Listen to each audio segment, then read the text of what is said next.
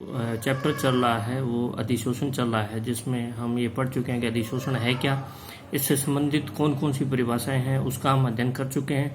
उसके बाद हम अध्ययन कर चुके हैं कि अधिशोषण कितने प्रकार का है। तो हम ये अध्ययन कर चुके हैं कि अधिशोषण जो होता है वो दो प्रकार का है। एक तो कौन सा था, भौतिक अधिशोषण था, और दूसरा कौन सा था, हमारा रासायनिक अधिशोषण है। अब उसके बाद हमारा एक नया टॉपिक है जिसको कहते हैं अधिशोषण समतापी वक्र। सम का मतलब क्या होता है बेटा, समान। तापी का मतलब ताप, ठीक है। समतापी मतलब ताप इसमें क्या रहता है, निश्चित रहता है। तो होता क्या है कि किसी निश्चित ताप पर अधिशोषित पदार्थ की मात्रा, जिसको अपने किसके द्वारा प्रदर्शित करते हैं, x/m के द्वारा, तथा दाब के बीच संबंध को, किसके बीच में, इसको कहते हैं एक्सटेंट ऑफ एड्जॉर्प्शन, या अधिशोषित पदार्थ की मात्रा तथा दाब के बीच के संबंध को क्या कहते हैं, अधिशोषण समतापी वक्र कहते हैं। और ये जो वक्र होते हैं वो कितने प्रकार के होते हैं, ये 5 प्रकार के होते हैं, ध्यान में रखना है। तो यहाँ पे x क्या है, x है मास ऑफ एडजोर्बेट। क्या है, एडजोर्बेट यानी कि अधिशोष्य का मास है। और m यहाँ पे क्या है आपका, मास ऑफ एडजोर्बेंट। किसका है, एडजोर्बेंट का मास है, ठीक है, अधिशोषक का मास है। तो उसमें हम अध्ययन करेंगे 5 तरह के हमारे ग्राफ हैं, वक्र हैं, जिसको पहला टाइप हो गया आपका ये। इस वक्र को, इसमें है क्या, ये x/m ले लिया और मैंने इस एक्सिस के ऊपर क्या ले लिया, y। तो ये इस तरह का क्या है कर्व प्राप्त होता है हमको। तो ये जो वक्र है इसको क्या कहते हैं, लैंगम्योर समतापी वक्र कहते हैं। हम इसके बारे में अध्ययन करेंगे कि लैंगम्योर समीकरण क्या है। तो इस तरह का जो ग्राफ प्राप्त होता है वो, उसको आप क्या कहते हो, लैंगम्योर समतापी वक्र कहते हैं। यह वक्र वहां प्राप्त होता है जहां अधिशोषक की सतह पर अधिशोष्य की एकाणुक परत बनती है। तो इसके अंदर कितनी है, एक ही परत का क्या होता है इसमें बेटे, निर्माण होता है। किसका निर्माण होगा, एक ही परत का निर्माण होगा। तो इसमें ध्यान रखना है कि ये जो आपका ग्राफ यहाँ चलेगा और यहाँ आकर क्या हो जाता है, ये सीधा हो जाता है, ये स्ट्रेट लाइन आ जाती है। स्ट्रेट लाइन का मतलब अगर आप दाब बढ़ाते हैं तो अधिशोषण की जो मात्रा है या एक्सटेंट ऑफ एड्जॉर्प्शन है वो बढ़ता नहीं है, ये कांस्टेंट आ जाता है। तो होगा किसमें, जिसमें एकाणुक परत बनती है। इसमें एक निश्चित दाब के बाद अधिशोषण की मात्रा नहीं बढ़ती, और इस अवस्था को, ये जो अवस्था है, इस अवस्था को क्या कहते हैं हम, स्वतंत्र अवस्था कहते हैं। क्या कहते हैं इसको, स्वतंत्र, आपका संतृप्त अवस्था कहते हैं। क्या कहते हैं, संतृप्त अवस्था कहते हैं, ठीक है। और इस पे जो दाब होगा उसको आप क्या कहते हो, उस दाब को, किस बिंदु पर, ये जो आपका बिंदु है, इस पर जो दाब है उसको क्या कहते हैं हम, संतृप्त दाब कहते हैं। तो ये आपने ध्यान में रखना है कि संतृप्त दाब किसको कहते हैं। अब हमारा हो गया दूसरा टाइप। दूसरे टाइप में क्या होता है बेटा, इसके अंदर हमें इस तरह का ग्राफ मिलता है। x/m और p के बीच में हमने ग्राफ खींचा तो पहले ये इस तरह से आएगा, इस जैसा आएगा, फिर उसके बाद क्या होता है, ये बढ़ जाता है। तो इसके अंदर क्या होता है, इसमें एक, इस बिंदु b बिंदु को अपने क्या कहते हैं, संक्रमण बिंदु कहते हैं। तो इसमें एक क्या होगा, संक्रमण बिंदु होता है। तो इस अधिशोषण वक्र में एक संक्रमण बिंदु b होता है, ठीक है। यह बिंदु उस दाब को व्यक्त करता है जिस पर एकाणुक परत तो यहाँ पूर्ण हो जाती है तथा बहुअणुक परत की क्या हो जाती है, शुरुआत है।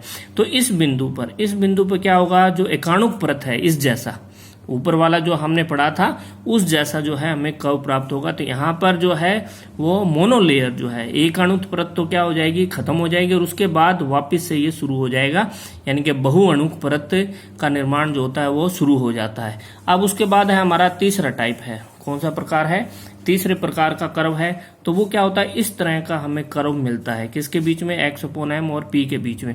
तो इसमें होता क्या है, इस प्रकार के अधिशोषण समतापी वक्र में कोई संक्रमण बिंदु नहीं होता। जैसे इसमें यहाँ पर b बिंदु क्या था, आपका संक्रमण बिंदु था। यहाँ पर इसमें कोई संक्रमण बिंदु नहीं होगा, बल्कि इसमें अधिशोषण की एकाणुक परत पूर्ण होने से पहले ही बहुअणुक परत बनने शुरू हो जाती है। तो इसके अंदर जब हमने देखा था कि इसके अंदर क्या बन रहा है, एक परत पूरी हो रही है, उसके बाद दूसरी परत बन रही है। तो इसके अंदर क्या होता है, ऐसा कुछ नहीं होता। एक परत पूर्ण होने के बाद क्या शुरू हो जाती है, दूसरी परत का निर्माण भी क्या हो जाता है बेटा, शुरू हो जाता है। अब हमारा हो गया चौथा टाइप। चौथे टाइप के अंदर क्या है, इस तरह का कर्व हमें प्राप्त होता है। पहले ये कम आएगा, फिर उसके बाद ऊपर बढ़ेगा। तो इस प्रकार के अधिशोषण समतापी वक्र में समतृप्त अवस्था प्राप्त करने की प्रवृत्ति बहुअणु क्षेत्र में ही प्राप्त होती है। इसे द्वितीय प्रकार का समतापी वक्र के दोहराने के रूप में माना जाता है। तो पहले ये आपका पूरा होगा, यहाँ पे एकाणुक पूरा हो गया, उसके बाद बहुगुणिक वाली जो है वो पूरी हो जाती है। तो इस तरह का ये जो हमारा वक्र होता है वो क्या होता है, चौथे प्रकार का या फोर्थ टाइप का वक्र हमें प्राप्त होता है। अब उसके बाद हमारा कौन सा है, आपका फिफ्थ टाइप का वक्र है। फिफ्थ टाइप के जो वक्र के अंदर है उसमें हम क्या देखते हैं, हमें जो कर्व मिलता है वो क्या मिलता है, इस तरह का x/m में अगर आप लेंगे और p के बीच में लेंगे तो हमें क्या है, इस तरह का एक ग्राफ मिलेगा। तो इस प्रकार के अधिशोषण समतापी वक्र में प्रारंभ से ही, इसमें क्या है, प्रारंभ से ही क्या होता है, बहुवर्णिक परत बनने की ओर इंगित करता है और अधिक दाब पर अधिशोषित पदार्थ की मात्रा, जैसे यहाँ पे क्या और ये सीधी आने लग गई, तो इसका मतलब दाब जैसे जैसे आप बढ़ाओगे तो यहाँ पे क्या हो जाती है, ये इसका मान स्थिर हो जाता है। तो ये तो हो गया हमारे सारे वक्रों के बारे में। अब हम पढ़ेंगे, एक वैज्ञानिक था फ्रेंडलिच ने एक अपना नियम दिया था जिसको क्या कहते हैं, फ्रेंडलिच का अधिशोषण समतापी वक्र कहते हैं। अधिशोषण का मतलब किसका, यानी कि ये एक संबंध था किसके बीच में, x/m एवं p के बीच में, किसके बीच में, x/m और p के बीच में समतापी है। इसका मतलब जो तो t जो है वो आपका क्या था, इसमें कांस्टेंट था, स्थिरांक था। तो स्थिर ताप पर अधिशोषण की मात्रा और दाब के बीच में जो संबंध है उस संबंध को क्या कहते हैं, फ्रेंडलिच अधिशोषण समतापी वक्र कहते हैं। ठीक है, तो उसने इसको कब दिया था, 1909 के अंदर इसने इसको दिया था। अब है क्या, इसने 3 अलग अलग दाब लिए। ठीक है, 3 अलग अलग दाब पे इसने क्या देखा कि लो प्रेशर के ऊपर अगर दाब कम हो तो x/m जो है वो समानुपाती होता है किसके, p के समानुपाती होगा।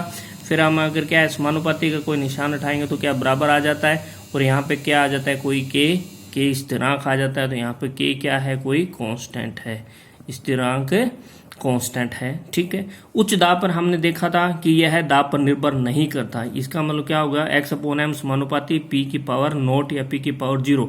एंड हमको पता है कि किसी की पावर जो 0 होती है वो किसके बराबर होती है, वो 1 के बराबर होती है। तो अतः x/m बराबर क्या होगा, p नोट आपका किसके बराबर है, 1 के बराबर है। अतः हमारी समीकरण क्या होगी, x/m इजिकल टू क्या हो गया, आपका k हो गया। उसके बाद उसने क्या लिया, एक मध्यवर्ती दाब ले लिया। मध्यवर्ती दाब पे उसने ये बताया कि जो x/m है वो समानुपाती होता है p की पावर 1/n के समानुपाती होता है। अतः x/m बराबर क्या आ जाएगा, k p की पावर 1/n। तो इसने उसके बाद इसने ग्राफ खींचा। ग्राफ खींच के ये बताया कि अगर अपने ग्राफ खींचते हैं किसके बीच में, x/m और किसके बीच में, p के बीच में, तो इस तरह का एक ग्राफ मिलता है। तो ये तो हो गया कहाँ पर, हमारा x/m समानुपाती है आपका p। इसका मतलब ये कौन सा हो गया, ये हमारा हो गया लो प्रेशर के ऊपर, किसके ऊपर, लो प्रेशर। ठीक है, और ये यहाँ पे स्ट्रेट हो गया। इसका मतलब ये समानुपाती आपके निर्भर नहीं कर रहा किसके ऊपर, दाब के ऊपर। अतः यह क्या हो गया, एट हाई प्रेशर, किसके हो गया, उच्च दाब के ऊपर। और ये हमारा कौन सा हो गया, मध्यवर्ती या इंटरमीडिएट जिसको बोलते हैं, इंटरमीडिएट प्रेशर के ऊपर। तो ये इस तरह का जो ग्राफ था या वक्र था, वो इसको हम कहते हैं फ्रेंडलिच का अधिशोषण समतापी वक्र कहते हैं। तो ये तो हमारा इसमें टॉपिक हमारा कंप्लीट हो गया है। नेक्स्ट हम पढ़ेंगे लैंगम्योर का समतापी वक्र।